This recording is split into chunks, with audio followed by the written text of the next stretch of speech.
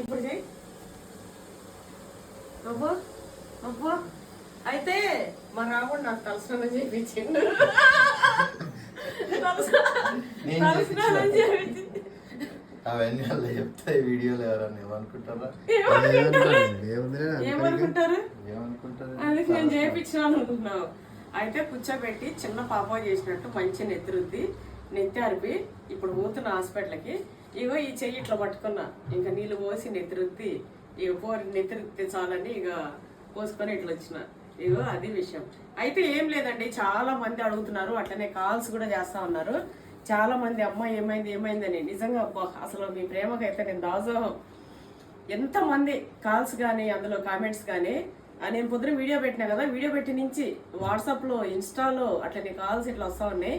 ఏం లేదు, నిన్న లైవ్ పెట్టి శారీస్ చూపిస్తా ఉన్నా.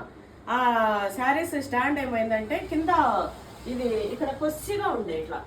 నేను ఆ శారీ తీసుకొని ఇట్లా ఫోర్స్ ఇట్లా తీసి తీద్దామనుకునే లోపల కత్తి కట్టినట్టే ఇట్లా బాగానే ఇంత దిగింది లోపలికి, ఇంత అంటే ఇంత దూరము.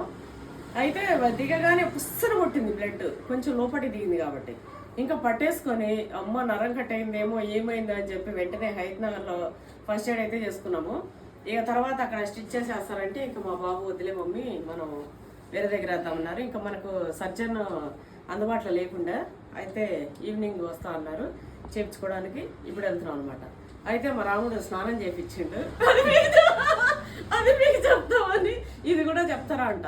ఎప్పుడైనా సరే అండి, భార్యని బిడ్డలాగా చూసుకోవాలి. సేమ్ అట్లనే భార్యలందరూ భర్తని బిడ్డలాగా కొడుకులాగా చూసుకోవాలి. అప్పుడే ఆ ఫ్యామిలీ బాగుంటుంది. కొంతమంది అయితే ఇంట్లో వాషింగ్ మిషన్ ఉంది, టీవీ ఉంది, ఫ్రిడ్జ్ ఉంది, స్టవ్ ఉంది, వాటితో పాటుగా ఒక బెల్లం ఉంది అన్నట్టు చూస్తుంటారు. అది చాలా తప్పు. అట్లా ఎవరైతే ఉంటారో వాళ్ళు బాగుపడ్డట్టు చరిత్రలో లేదు. బెల్లాన్ని ఎవరైతే విలువిచ్చి మంచిగా చూసుకుంటుంటారో వాళ్ళు చెడిపోయినట్టు చరిత్ర లేదు. ఇది విషయం కదా రాముడు. చెప్తాది. చూడండి.